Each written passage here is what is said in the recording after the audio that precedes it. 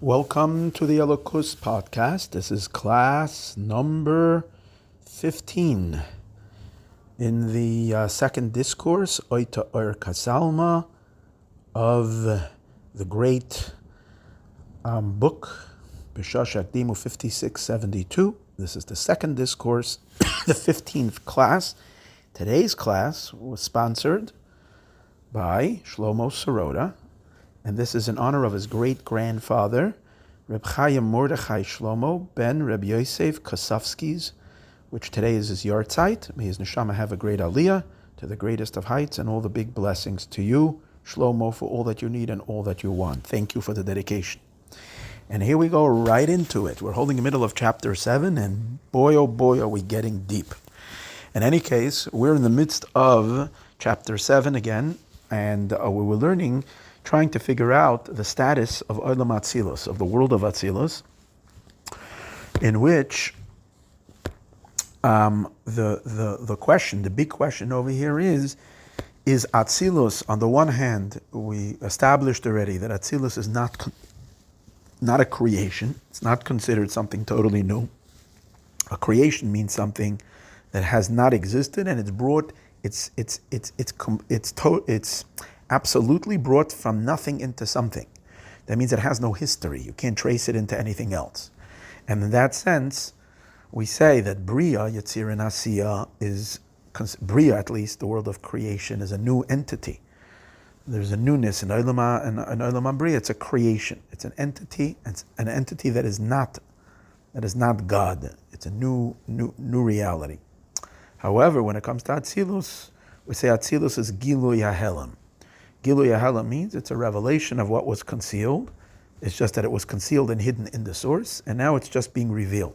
That's the whole concept. We've compared it when it says by Moshe Rabbeinu, that Moshe Rabbeinu will extend his energy, and as we discussed earlier, his capacity for meat to give meat, which we discussed is a much lower level than where Moshe Rabbeinu was at, but yet his higher level contained this lower level. But while it was in Moshe, it was not manifest, and it was not present, and it was not in a detectable state. But Moshe Rabbeinu channeled his energy out to the 70s of Canaan, and by that he gave expression to these very hidden potentials that were hidden in him, but could not reveal itself in Moshe's Neshama, but revealed itself outward in the Zekanim, and then they can take Moshe's energy and bring meat to the people. So the concept being that it was something that was present and hidden in Moshe, a potential that was hidden and was just revealed. And that's what Atzilus is. So all the 10 Sfirot and all the attributes of Atzilus are really all in a hidden state in the Or Ein Sof, and now they're just manifesting, revealing themselves in Atzilus. That is what we say, that is one perception or perspective on Atzilus. On the other hand, we know that we say regarding Atzilus, and even regarding the first of the spheres of Atzilus, that it's Yesh Me'ayin. It's something from nothing, as implied by the verse, V'chachma me'ayin timatzeh. Chachma, who is the first sphera, we say it comes from nothingness. That means you can't trace Chachma in an earlier stage. It's as if Chachma suddenly drops out of nowhere. That's why we also said it's called Mitzia. Mitzia means like when you find an object, you don't have anywhere to turn to, where to trace it to, because it's like as if it just starts here. You found it out of nowhere. So this idea is where he's now in the middle of exploring. He's going to now explain the other side, which seems to tell us that Atzilus is not at all to be found in its source, which is contradictory to what he said earlier, that Atzilus means emanation of something that was hidden coming to the reveal. Now we're holding in the midst of the explanation of how far Atzilus is from its source. And he brings a pasuk, which we say in prayer, Ein aroich lecha ba'olam hazeh. There is no comparison to you in this world. And what that means is the significance of that statement. What does it mean there's no comparable to you in this world? There's no comparable to you anywhere. How can we say only in this world? So the emphasis is, we might think that we can at least have some kind of an understanding of how incomparable we are to God, how incomparably small and insignificant we are to Hashem, by and using the metric how will we measure it? Well, you use the measuring system. We will say like this: just like the physical lowly world that we have over here is utterly insignificant to the highest world, as we try to compare the physical material world to Atzilus, and say Atzilus is so lofty, so beyond, so high, and our physical world is so low, and there's so many stages between them. So what's the significance? Our world is considered one big nothing comparison to Atzilus. And we will say, now that we have a sense of how something can be nothing towards something else, well, then we will use the same metric and say, in the same way, the highest world Atzilus is nothing to the Or Ein Sof, to the infinite one above, beyond.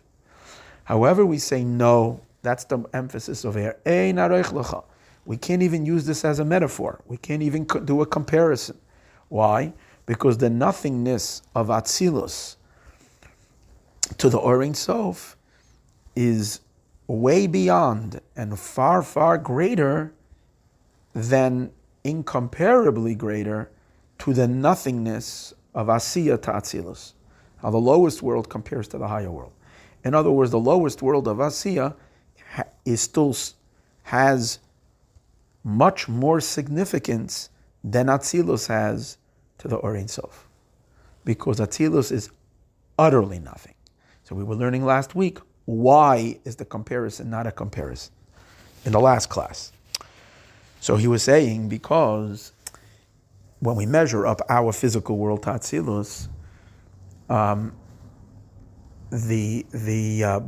Atzilus and our world are both considered a world, and therefore, when we say Atzilus is much greater than our world, is within the context of being a world, which means being something, Atzilus is a much, far more, its quality, its greatness, so much higher, so much richer. It's everything in Atzilus is infinite.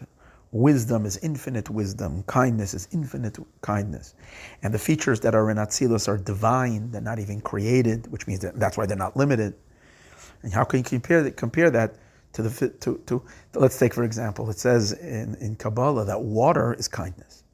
And water is a very kind creation. Because water, when you pour water over something, it gives life. Makes the earth grow. When you give someone a cup of water, you're giving them life. So water is kindness. Fire is severity, is a discipline.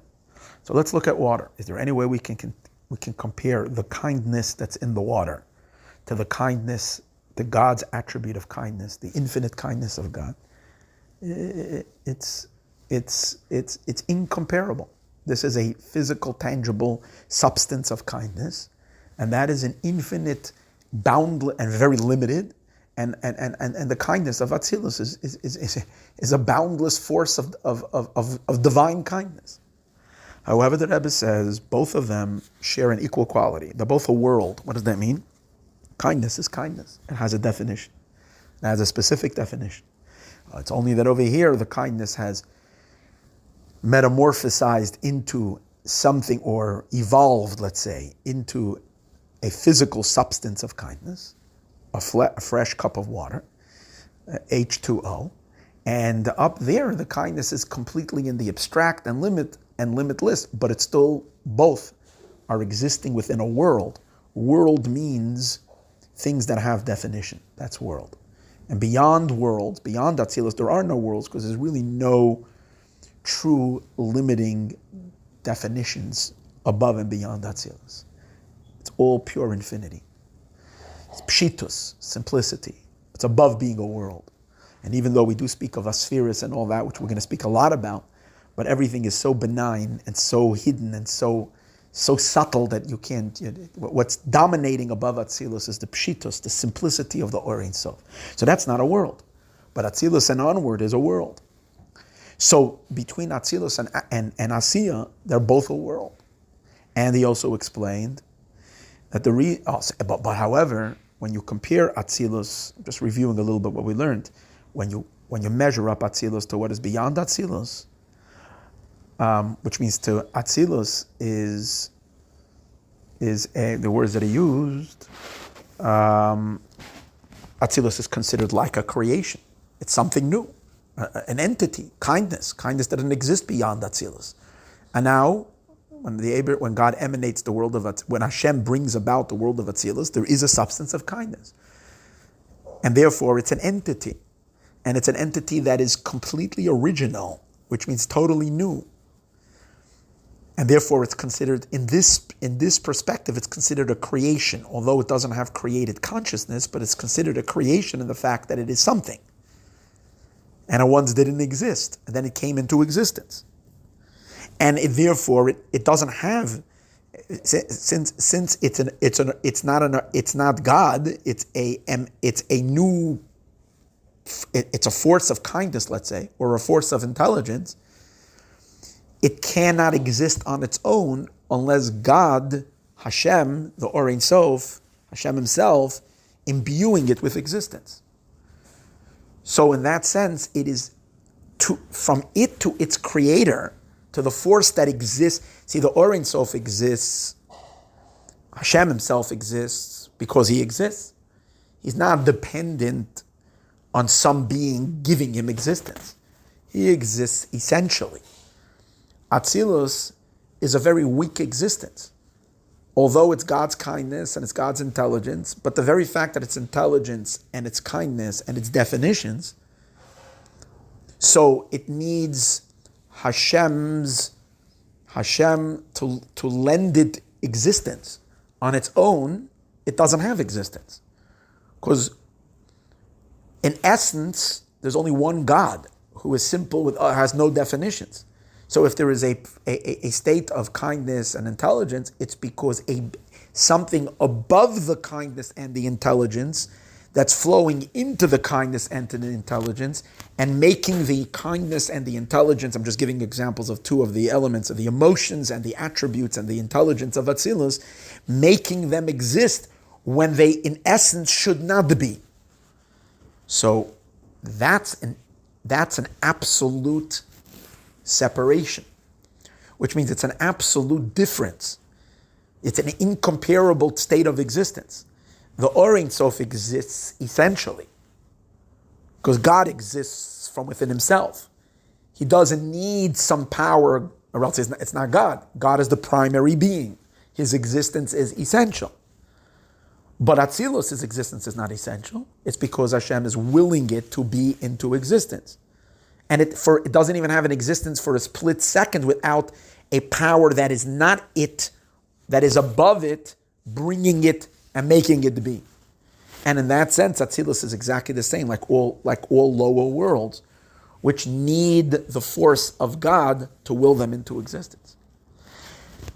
That's the difference between Atzilus and what's beyond Atzilus. But if we're talking the difference between Atzilus and the lower worlds, they both are in the same ballpark. They're both in the same state of existence. That although Atzilus is so much more chashuv, as he said, so much more of value and grass. We spoke the difference between water and Atzilus. Even if you take all the water of the world, and you look at that kindness versus the kindness of Atzilus, it's incomparable. But that's because the quality of it is so much higher. But in essence, it's of the same type of reality in terms of its essential existence, that it doesn't exist unless something above it and beyond it is giving it existence. So we share that. So we can't compare the nothingness of Atzilus and Atzilus and everything beneath it, including, of course, our worlds, all absolutely nothing and incomparable to Hashem himself, versus the difference between Atzilus and our world, which are both in the realm of superficial type or we might say non-essential existence. An existence that doesn't have any essence to exist on its own other than the powers making it. And that's what he says. Let's read over again. Avol bittel, again, let's look over here. I'm going back a few lines just. You can't compare the nothingness of the nitbatref, the nothingness, the Atzilus lagaba Or Ein Sof, of Atzilus to the Or Ein Sof, laheder tfisas makom, to the nothingness, to the lack of occupying space, the biyal lagaba Atzilus, of how much the lower three worlds which are created, how they compare to Atzilus, because the nothingness of Atzilus compared to Hashem himself. In other words, that the fact that Atzilus is considered bittul meaning abnegated, of lesser significance to a higher significance, which is God, right? What makes Atzilus small and valueless in comparison to Hashem himself, nivra, is because it's a creation. Now, it's hard that he's using the word. Atzilus is a netzal, it's not a nivra. But in the sense, it's a nivra in the sense that there's something totally new over here. V'chalok memenu is separated from it. Umachaya oisa, and Hashem needs to enliven this being that doesn't. Above Atzilus, there is no intelligence. Above Atzilus, there is no emotions, because Hashem is not defined by those definitions, and therefore Hashem has to enliven Atzilus b'chol every second. Ubilti hashpas Hashem alav, and without the influence of God Himself onto Atzilus and into Atzilus, haya kaloi haya, then Atzilus would revert back to nothingness, because it's not like forever and ever and ever there was intelligence. If that would be the case, then intelligence would be God. And we know God is not intelligence. So that means that Hashem emanated intelligence. He brings intelligence into existence. He brings emotions into existence. He brings kindness into existence. He brings all the spheros and all these energies into existence. He originates them from their non-existence. But the valueless, the lesser value of our world, the physical world, compared to the world of Atzilus, Einoi Ella, is not an essential difference, but rather it's due to the fact, it's because Atzilus is more valuable than it. Because both of them are, and the reason why it's not a fundamental difference is because Atzilus and our world share the same quality, or the same non-quality, or the same deficiency, that they are a world. And what does that mean?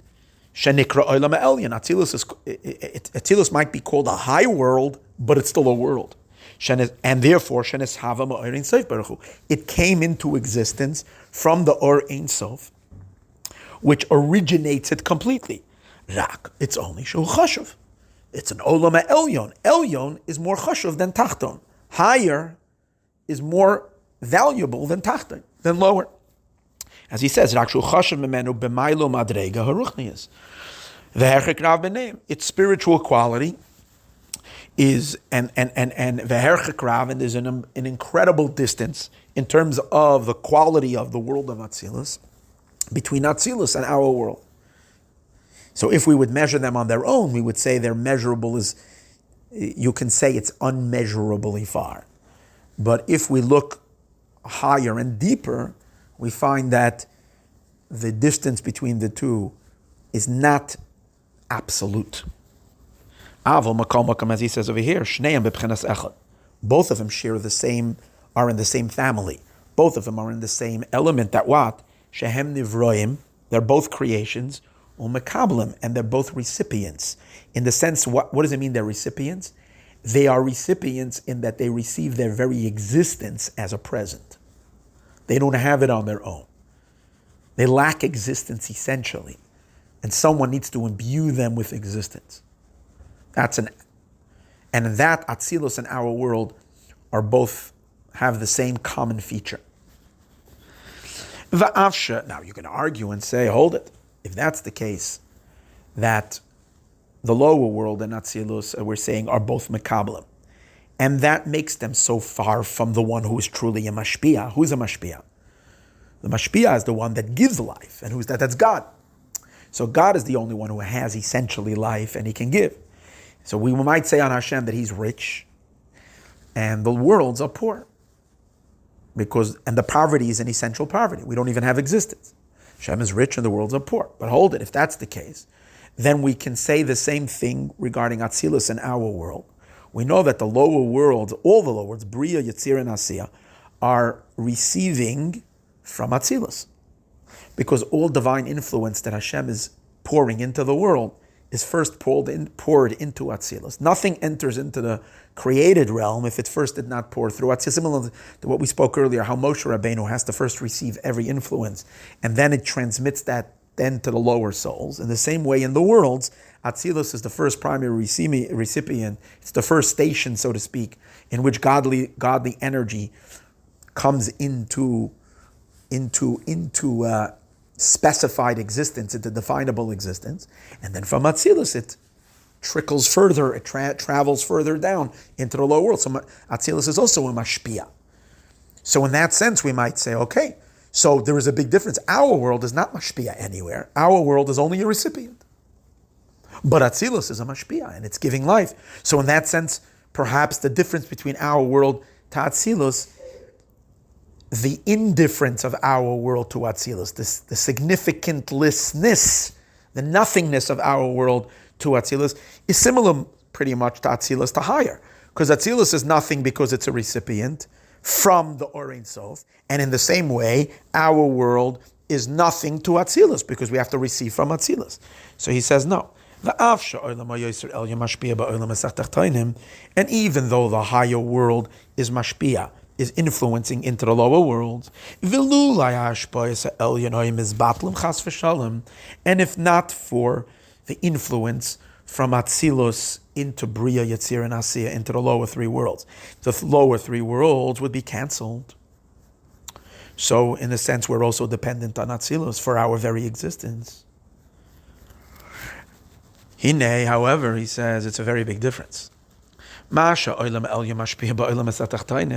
This, that the mashpia, the Atzilus, is an influencer into the three lower worlds. It's not something that Atzilus is. Atzilus doesn't really own that influence. Atzilus is just bypassing it. What does that mean? Atzilus is. See, when God is giving life to Atzilus, God is giving life that He really owns. He is the boss over His life. Why? Because He is the origin. His life is His. He is life. He doesn't receive life. He's not that He's just passing it over from somewhere else. God's existence is absolute, and He gives life to Atzilus. But when we say Atzilus is giving life to the lower worlds, Atzilus is only giving life which it's receiving from a higher place. So you can't make the comparison and say, okay, the worlds all receive from Hashem, so the lower worlds also receive from Atzilus. Very different. Atzilus is just a secretary, passing on just a book, in a sense, almost like a bookkeeper or a secretary. She's maybe writing the check, but it's not hers. Atzilus doesn't own it. It's passing it through. It's going from Atzilus to the lower worlds. It says, it's not that Atzilus has it. It's only from the chayus, it's part of a chain. It's receiving and it's passing on what it's receiving from its creator. Okay, now that's difference number one.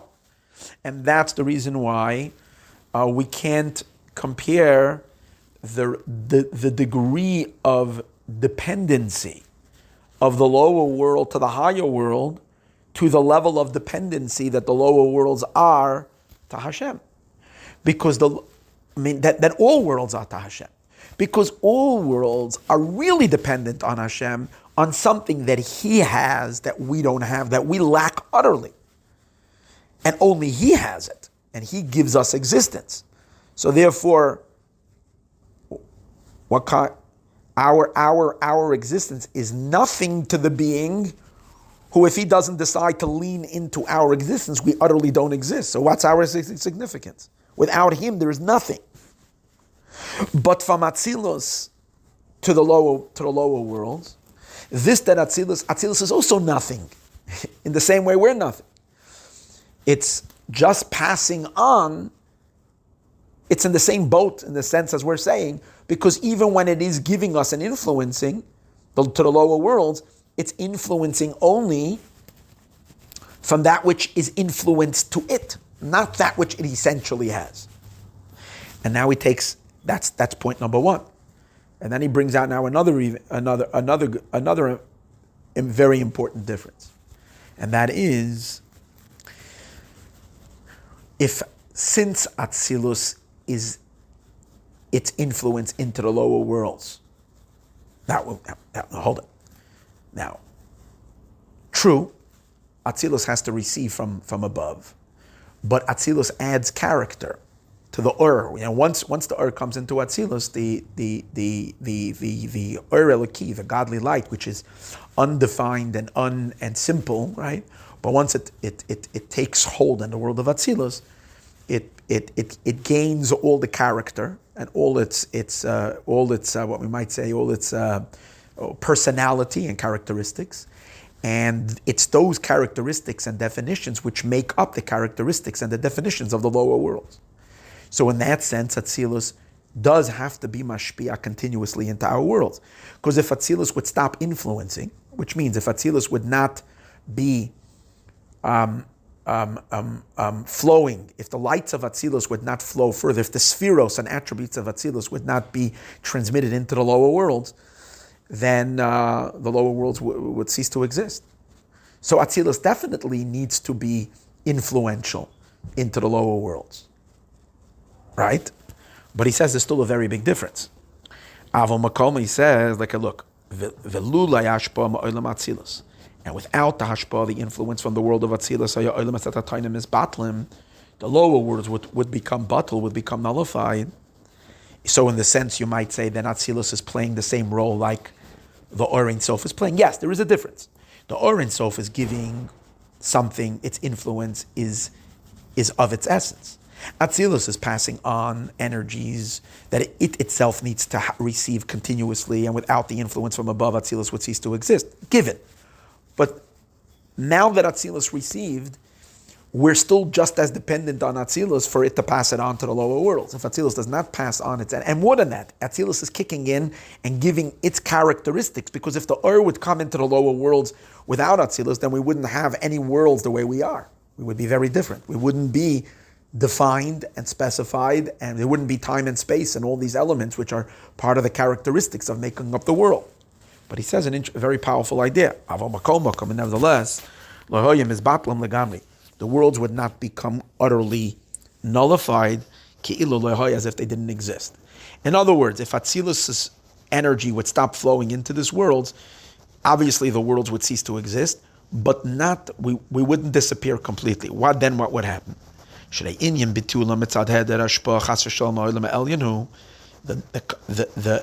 Their lack of the level of bittul, the state of nothingness that would happen to the lower worlds if Atzilus would pull out. In other words, what would happen to water if the flow of kindness from above would not be filtered and transmitted down to form water in this world? What would happen to water? So he says a very powerful idea. Water would cease to exist as water, but the concept of water would not cease to exist. Why?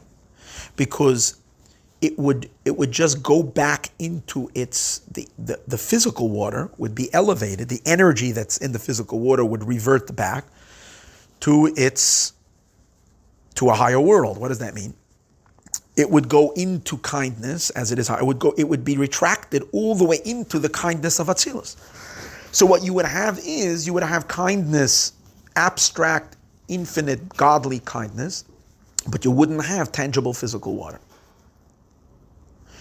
So it's not like the water would be obliterated completely.